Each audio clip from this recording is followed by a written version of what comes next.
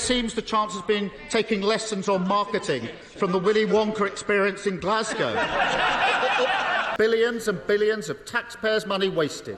£7 billion by the Prime Minister on COVID fraud alone. £500 million on the Rwanda scheme that has achieved precisely nothing. The same tired old formula, the sticking plasters, the chopping and changing, the party first, country second politics, with no repudiation of the utterly discredited idea that economic growth is something the few gift to the many. I call the Leader of the Opposition, Sir Keir Starmer. Thank you, Madam Deputy Speaker. There we have it, the last desperate act of a party that has failed. Britain in recession, the national credit card maxed out, and despite the measures today, the highest tax burden for 70 years. The first Parliament since records began to see living standards fall, confirmed by this budget today. That is their record. It is still their record. Give with one hand and take even more with the other. And nothing they do between now and the election will change that. I mean, over 14 years, we've seen our fair share of delusion from the party opposite. A Prime Minister who thinks the cost of living crisis is starting to ease. An Education Secretary who thinks concrete crumbling on our children deserves her gratitude. A former Prime Minister who still believes crashing the pound was the right path for Britain. Where is she? And today, a new entry in this hall of infamy, the Chancellor, who breezes into this chamber in a recession and tells the working people of this country that everything's on track. Crisis? What crisis? Or, as the captain of the Titanic and the former Prime Minister herself might have said, iceberg? What iceberg? Smiling as the ship goes down, the Chuckle Brothers of decline, dreaming of Santa Monica, or maybe just a quiet life in Surrey, not having to self-fund his election, whilst the crew behind them scrabble for duty news battle. If only it weren't so serious, because, Madam Deputy Speaker, the story of this Parliament is devastatingly simple. A Conservative party stubbornly clinging to the failed ideas of the past, completely unable to generate the growth working people need, and forced by that failure to ask them to pay more and more for less and less. And as the desperation grows, they torch not only their reputation for fiscal responsibility, but any notion that they can serve the country, not themselves. Party first, country second, while working people pay the price. Food prices still 25% higher than they were 2 years ago. Rents up 10%. An extra £240 a month for a typical family remortgaging this year, because they lost control of the economy. They sent interest rates through the roof. They made working people pay. They should be under no illusion. That record is how the British people will judge today's cuts, because the whole country can see exactly what is happening here. They recognise a Tory con when they see it, just as they did in November. Give with one hand, take even more with the other. Madam Deputy Speaker, people have been living through this nonsense for 14 years. They know the thresholds are still frozen, dragging more and more people into higher taxes. They know that a Tory stealth tax is coming their way in the shape of their next council tax bill. The Levelling Up Secretary has told not just this House, but every house in the country he's coming for their council tax. Give with one hand, gove in the other. But most insultingly of all, the British people know the only cause that gets this lot out of bed is trying to save their own skin. Take the desperate move, after years of resistance, to finally accept Labour's argument on the non-dom tax regime. Has there ever been a more obvious example of a government that is totally bereft of ideas? And if they're sincere in support of this policy now, then the question they must answer today is, why did they not do it earlier? Why did they not stand up to their friends, their funders and their family? Because if they had followed Labour's example, 3.8 million extra operations would have taken place by now. 1.3 million emergency dental appointments, free breakfast clubs for nearly 4.5 million children. But if instead this is just another short-term cynical political gimmick, then honestly, what is the point of them? What is the point of a party that is out of touch, out of ideas and nearly out of road? And we saw it last year as well, when only Labour's policies on the cost of living made the difference. For those opposite, now a little downbeat about another intellectual triumph for social democracy, I say get used to it, because with this pair in charge, it won't be long before they ask you to defend the removal of private school tax relief as well. But, Madam Deputy Speaker, the harder they try with cynical games like this, the worse it will get for them, because the whole country can see exactly who they are, fighting for themselves, politics not governing, party first, country second.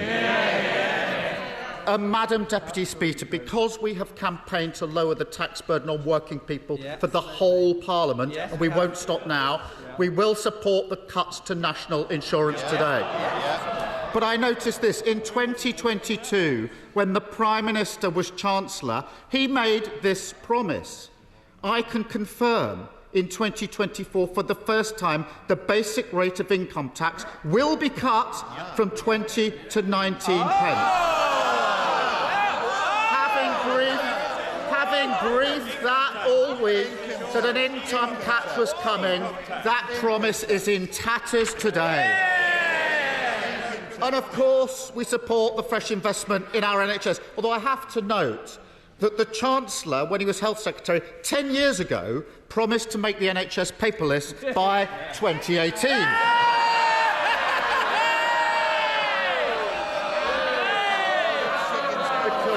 And I know the Prime Minister's fondness for Elon Musk extends to an enthusiastic embrace of his community notes on fact-checking, so I'll say this bit slowly. Labour supports the fuel duty freeze. That is our policy, and I look forward to the Prime Minister's acknowledgement of that in coming days. We do ask the Chancellor can set out how we will make sure that this policy gets passed on to hard-pressed families at the pump. Yet, Madam Deputy Speaker, for all the fanfare around the tax measures today, that straightforward story remains true. Taxes, a 70-year high. The British people paying more for less. An unprecedented hit to living standards of working people. The first time they've gone backwards over a parliament, and they were cheering that today. And the reason is equally simple. There is no plan for growth. How can there be? He can say long-term plan all he likes. We see well, Madam Deputy Speaker, last year he announced 110 growth measures. He said we've turned the corner. And where are we now? Britain in recession. An economy smaller than when the Prime Minister entered Downing Street. The textbook definition of decline, that is their record. I mean, after 14 years, who do they actually think feels better off? Productivity is flat. Mortgages through the roof. House building off a cliff. Worklessness rising and rising. Homelessness never higher. Crime virtually unpunished. Children who can't see a dentist. Sewage in our rivers. Billions and billions of taxpayers' money wasted. 7 billion by the Prime Minister on COVID fraud alone. 500 million on the Rwanda scheme that has achieved precisely nothing. I can keep going. A railway line that will never reach our great northern cities. In fact, it might not even reach central London. Billions upon billions for a white elephant without a trunk. While today we learn taxpayers are picking up the bill for the Science Minister's libel. And all the time, one thing that is growing, the waiting list in RNHS, now nearly 8 million. They've had 14 years. 14 years running out of road. Madam Deputy Speaker, this is what decline looks like. And the complacency they've shown today, it takes your breath away. Britain deserves better than this. Britain deserves a real plan for growth, an end to 14 years of stagnation, wealth creation across the whole of the country, higher living standards for working people. This is the mission we need. But yet again, what we got was the same tired old formula, the sticking plasters, the chopping and changing, the party first, country second politics, with no repudiation of the utterly discredited idea that economic growth is something the few gift to the many. But even then, Madam Deputy Speaker, I think his backbenchers are owed an explanation. Because when the Chancellor says Britain has grown more quickly than countries like Germany over the last 14 years, I'm sure they will be shocked to learn that this is a statistical sleight of hand. And when it comes to GDP per capita, in other words, the growth that makes the difference to the pockets of working people, their record is much worse. Indeed, in per capita terms, our economy has not grown since the first quarter of 2022, the longest period of stagnation Britain has seen since 1955. In fact, the Chancellor invited us to look at those figures. The OBR says GDP per capita will be 0.75% lower in 2028 than was they forecast in November of last year. That was the number he said we should watch. 0.75% lower in 2028. And they can call this a technical recession, but there's nothing technical about working people living in recession for every second the Prime Minister has been in power. This is a Rishi recession. And if the party opposite really wants to know what hides in the Chancellor's spreadsheets, then they will see that it's only the record levels of migration they have delivered which has prevented an even deeper decline. And that is the record they must stand on at the election. Because while on these benches we do not demean for a second the contribution migrants make to a thriving economy, it is high time the party opposite was honest with the British public about the role migration plays in their economic policy. Because right now, in terms of growth, that is all they have. There is nothing else. No plan to get Britain building again with a reformed planning system. No ambition to invest in clean British power for cheaper bills and energy security. No inclination to move away from insecure, low-paid jobs and strengthen employment rights so we can finally make work pay. Madam Deputy Speaker, where is the urgency on affordable housing? How can they look at Britain now and not see this as a massive priority? Never again will they be allowed to pose as the party of home ownership and aspiration. Well, I have to say, given the disaster that's befallen his childcare plans, perhaps that's for the best. Because, Madam Deputy Speaker, the cost of childcare is a huge challenge for millions. Parents need him to deliver on his promise. And it seems the Chancellor's been taking lessons on marketing from the Willy Wonka experience in Glasgow. All is not as it seems. And with just over 3 weeks to go, he has to come clean. Because up and down the country, parents need to know, will they get their entitlement in April, or is it just another of their reckless promises on governing? Headlines over delivery, promises without plans, policies that unravel at the first contact with reality. The lesson crystal clear that those who broke our economy cannot be trusted to repair it. The Tory credit rating is 0. It's time for change with Labour. And that's what today's budget should have been about. A last chance for the government to show it understands the economic reality of our volatile world, that global supply chains can be weaponised by tyrants like Putin, that a sticking plaster approach to public investment will cost Britain more in the long run, and that trickle-down nonsense means working people pay the price. It could even have been a moment of contrition, a reflection on their fiscal recklessness, an apology, perhaps, for the ridiculous chaos they've inflicted on businesses, communities and investors in this country.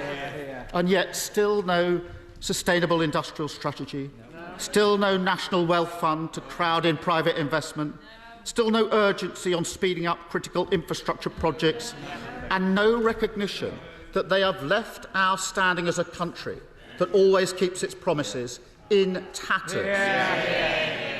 And if they don't like that accusation, then look no further than the grotesque spectacle of ducking their responsibility to the victims of infected blood and Horizon scandal.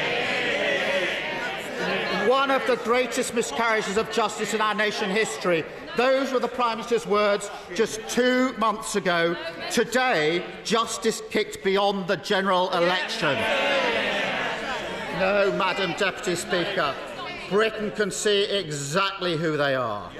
And the reality is there is no path to economic stability, no way to a calmer, less chaotic politics with the party opposite in power, because chaos is now their worldview, a mindset that sees Britain's problems as opportunities they can exploit. Whether, like the Chancellor, that's out of desperation because they can't solve them, or whether, like the members for Fareham or South West Norfolk, they have no intention of solving them whatsoever. For a party this weak and divided, the end result is always the same. A vicious downward spiral. Chaos feeding off decline, decline feeding off chaos, while working people pay the price. The British people know this will not stop. 5 more years and it will only get worse. There will be no change of direction without a change of government. And that leaves Britain a nation in limbo, unable to shake off the Tory chaos that dragged us into recession and loaded the tax burden onto the backs of working people and maxed out the nation's credit card. Britain deserves a government ready to take tough decisions, give our public services an immediate cash injection, stick to fiscal rules without complaint, fight for the living standards of working people and deliver a sustainable plan for growth. So we say to the Chancellor and Prime Minister, it's time to break the habit of 14 years, stop the dithering, stop the delay, stop the uncertainty and confirm May the 2nd as the date of the next general election.